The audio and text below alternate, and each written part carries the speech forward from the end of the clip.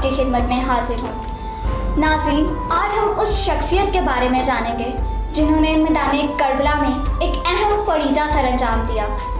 وہ ایک بہادر، ناڈر، ایک بے باک جنگجو اور سپہ سالار ہیں جنہوں نے امام حسین کے لیے اپنی جان کا نذرانہ تک پیش کر دیا۔ وہ شخص کوئی اور نہیں، وہ شخص جناب حر بن یزید ہیں۔ امام حسین جب مکے سے عراق کی طرف روانہ ہوئے تو آپ نے ایک منزل پہ قیام کیا، پھر دوسری منزل پہ قیام کیا۔ جب تیسری منزل پہ قیام کیا تو آپ جب آگے روانہ ہونے لگے تو آپ نے اپنے بھائی عباس علمدار سے کہا کہ عباس جاؤ، جتنا پانی چاہیے اس سے 4 گنا پانی لے کر آؤ۔ تو عباس نے کہا کہ اے میرے آقا، یہاں سے منزل بہت قریب ہے تو پھر 4 گنا پانی زیادہ کیوں چاہیے؟ امام حسین نے کہا کہ اے عباس، ہمیں تھوڑا آگے جا کے پانی کی ضرورت پڑے گی۔ عباس نے امام حسین کے فرمان پر لبیک کہا اور نہر سے 4 گنا پانی زیادہ لے آئے۔ کچھ دیر میں امام حسین نے اپنے ساتھیوں سے کہا کہ فلاں سمت میں دیکھو، کوئی آتا ہوا دکھائی تو نہیں دے رہا۔ تو انہوں نے دیکھ کر کہا کہ امام حسین، لگتا ہے کہ کافی دور درخت لگے ہوئے ہیں۔ تو امام حسین نے فرمایا کہ نہیں، یہ فوج یزید ہے جو ہماری طرف آ رہی ہے۔ یہ ان کا لشکر ہے جو ہزاروں سپاہیوں پر مشتمل ہے۔ فوج یزید نے امام حسین کو چاروں طرف سے گھیر لیا۔ امام حسین دیکھتے ہیں کہ فوج یزید کا ہر ایک شخص بے انتہا پیاسا ہے اور ان کے جانوروں کی زبانیں سوکھی ہوئی ہیں۔ امام حسین نے فرمایا کہ عباس، جو پانی میں نے تمہیں ذخیرہ کرنے کے لیے کہا تھا وہ پانی اس لشکر کو پلا دو۔ غازی عباس نے یزید کی فوج کو پانی پلایا اور جو پانی بچ گیا وہ ان کے جانوروں کو پلا دیا۔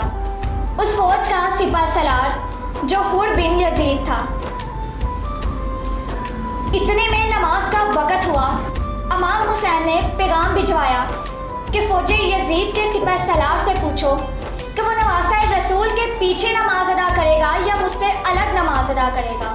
تو وہ آ کر کہنے لگا کہ کیسے ہو سکتا ہے کہ نواسہ رسول حسین بن علی موجود ہو اور ہم ان کے پیچھے نماز نہ ادا کریں؟ اور سپہ سالار نے جیسے ہی امام حسین کے پیچھے نماز پڑھنا شروع کی تو فوج یزید نے بھی امام حسین کے پیچھے نماز پڑھنا شروع کر دی۔ بس جیسے ہی نماز ختم ہوئی، امام حسین آگے بڑھے تو فوج یزید کا سپہ سالار حر بن یزید آگے بڑھا اور کہنے لگا کہ امام حسین، مجھے آپ کا رستہ روک کر آپ سے بیعت لینے کا حکم ہے۔ تو امام حسین نے فرمایا کہ کس کی بیعت چاہیے؟ یزید کی، جو اللہ کے دین کو جھوٹا کہتا ہے۔ اے حر، تیری نماز اور تیرے سجدے سے واضح ہے کہ تو اللہ کے رسول پر ایمان رکھتا ہے۔ پوچھ اپنے ضمیر سے، کیا تو دل سے یزید کی بیعت کرنا چاہتا ہے؟ اسلام کو جھوٹا سمجھتا ہے؟ میرے نانا حضرت محمد صلی اللہ علیہ وآلہ وسلم کی نبوت سے انکار کرتا ہے۔ وہ نظریں جھکانے لگا۔ اتنی دیر میں امام حسین جیسے ہی آگے بڑھے تو حر آگے بڑھ کر امام حسین کے گھوڑے کی لگام کو پکڑتا ہے۔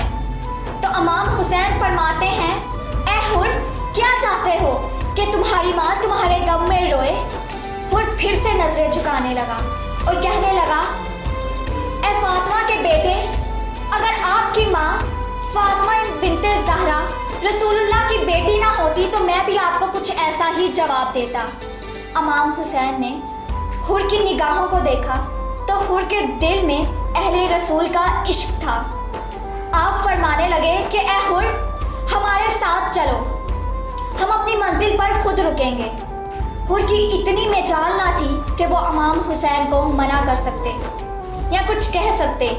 امام حسین اور ان کا خاندان اور پیچھے پیچھے فوج یزید چل رہی تھی۔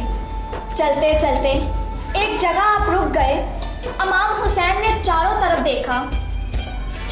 دیکھا تو جناب عباس سے فرمایا کہ عباس جاؤ، پوچھو اس زمین کو کیا کہتے ہیں۔ لوگوں نے کہا نینوا۔ تو آپ کے پاس ایک بوڑھا آیا۔ اس بوڑھے نے کہا وہ بڑا فرمانے لگا کہ اس قافلے کو کہو کہ یہاں سے چلا جائے، کیونکہ اس زمین کو کڑب و بلا کہتے ہیں، یہ زمین مصیبتوں کی زمین ہے۔ امام حسین علیہ السلام فرماتے ہیں اس زمین کا مالک کون ہے؟ اس زمین سے جو تعلق رکھنے والا تھا، آس پاس کے جتنے بھی لوگ تھے وہ سب آنے لگے۔ تو امام حسین نے 10,000 درہم دے کر اس زمین کو خرید لیا۔ پھر جناب عباس سے کہا کہ عباس خیمے نصب کرو۔ یہ خبر جب یزید تک پہنچی کہ حر بن یزید امام حسین کے پیچھے پیچھے ادب سے چڑھ رہا ہے اور وہ امام حسین کو قتل نہیں کرے گا، تو یزید نے عمر بن سعد اور شمر کو ہزاروں کی فوج کے ساتھ بھیجا اور کہا کہ جاؤ اور حر کو اپنے عہدے سے ہٹا دو اور مجھے امام حسین کا سر چاہیے۔ تاریخ نے لکھ دیا کہ اس فوج نے آتے ہی سب سے پہلے جو حکم نافذ کیا وہ یہ تھا کہ حضور کے خیام کو نہر سے ہٹا دیا جائے۔ جناب عباس جلال میں آئے تو امام حسین نے فرمایا کہ عباس صبر کرنا، مجھے میرے نانا نے پہلے ہی بتا دیا تھا کہ ہمارے خون سے سلام نے بچنا ہے۔ دنیا نے رسول اللہ کے خاندان کی شجاعت دیکھی ہے، اب رسول اللہ کے خاندان کا صبر بھی دیکھے گی۔ اور نہر سے خیام کو ہٹا دیا گیا۔ 7 محرم الحرام کو رسول اللہ امام حسین علیہ السلام کے خاندان کا پانی بند کر دیا گیا۔ جیسے ہی 7 محرم سے 8 محرم، 8 محرم سے 9 محرم تک، ابھی تو حر نے دیکھا کہ سب سے پہلے نواسۂ رسول کا راستہ میں نے روکا تھا، کیا منہ دکھاؤں گا اللہ کے رسول کو، کیا منہ دکھاؤں گا رسول کی بیٹی کو، جب روز محشر اللہ مجھ سے سوال کرے گا حسین کے قاتلوں میں میرا نام آئے گا۔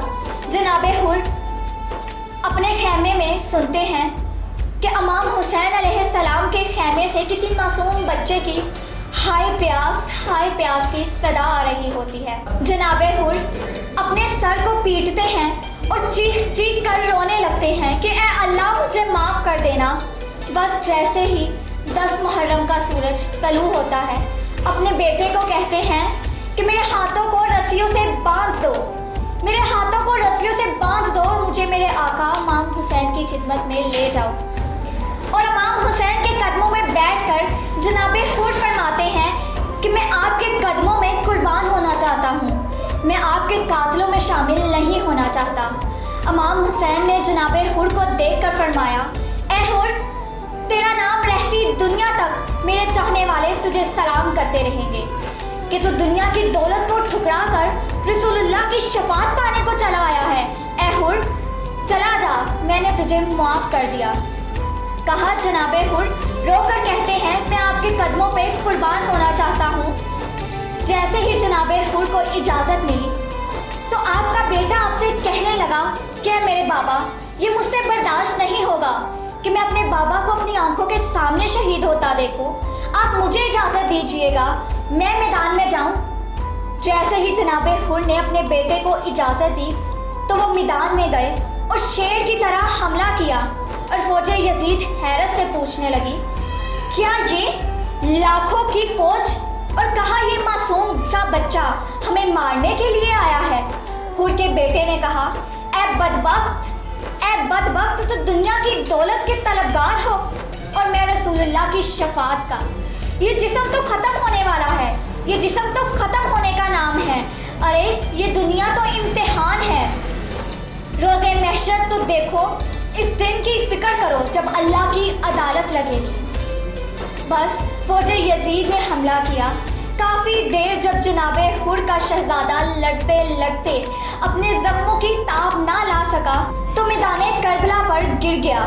جناب حر اپنے بیٹے کو دیکھ کر میدان کی طرف آئے تو انہوں نے دیکھا کہ امام حسین علیہ السلام ان کے بیٹے کا سر اپنی گود میں رکھ کر پیار کر رہے ہیں۔ جناب حر زمین پر بیٹھ گئے اور فرمانے لگے اے میرے آقا، یہ غلام زیادہ ہیں۔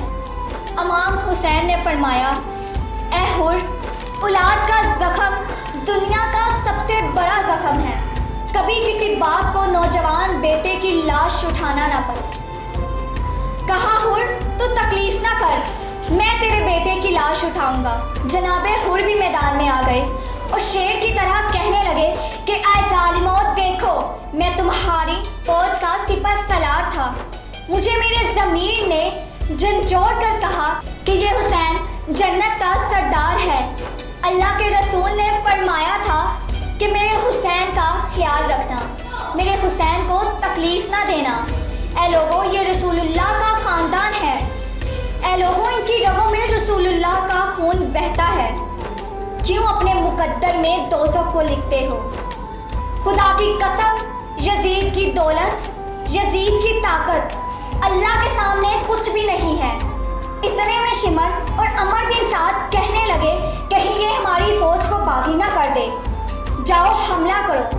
چاروں طرف سے جناب حر کو گھیر لیا۔ جناب حر شیر کی طرح فوج یزید کو واصل جہنم کرتے رہے اور بالآخر فوج یزید نے تیروں کی بارش جناب حر پر کر دی اور یوں حر 250 کا لشکر اکٹھا ہو کر جناب حر پر ٹوٹ پڑا۔ بس ایک طرف تیروں کا لگنا تھا اور دوسری طرف فوج کا حملہ تھا۔ جناب حر زمین کربلا کو آئے، امام حسین کو آخری سلام پیش کرنے لگے۔ امام حسین جناب حر کی لاش کو آتے ہیں، دیکھتے ہیں جناب حر کی گردن سے خون بہہ رہا ہے، اپنا رومال نکالتے ہیں اور فرماتے ہیں کہ اے حر، یہ رومال میری ماں فاطمہ بنت زہرا کا ہے۔ انہوں نے حر کے زخم پر رومال کو رکھا، رومال کو جب باندھا تو جناب حر چیخ پڑے اور کہنے لگے کہ نواسہ رسول، یہ غلام اس قابل نہیں کہ رسول اللہ کی بیٹی کے ہاتھ کا بنا ہوا رومال اس کے زخم پر باندھا جائے۔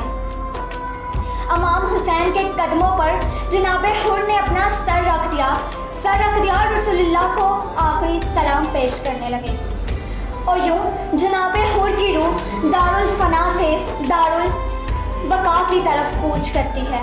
سلام ہو جناب حر پر جو یزید کی طاقت، یزید کی دولت اور یزید کی فوج کی سپہ سالاری کو چھوڑ کر امام حسین کے قدموں پر جان کو قربان کر کے جنت تک پہنچ گئے۔ ناظرین، اسی کے ساتھ ہمارے پروگرام کا اختتام ہوتا ہے۔ انشاءاللہ ملاقات ہوگی اگلے پروگرام میں، تب تک کے لیے مجھے دیجیے اجازت۔ اللہ حافظ۔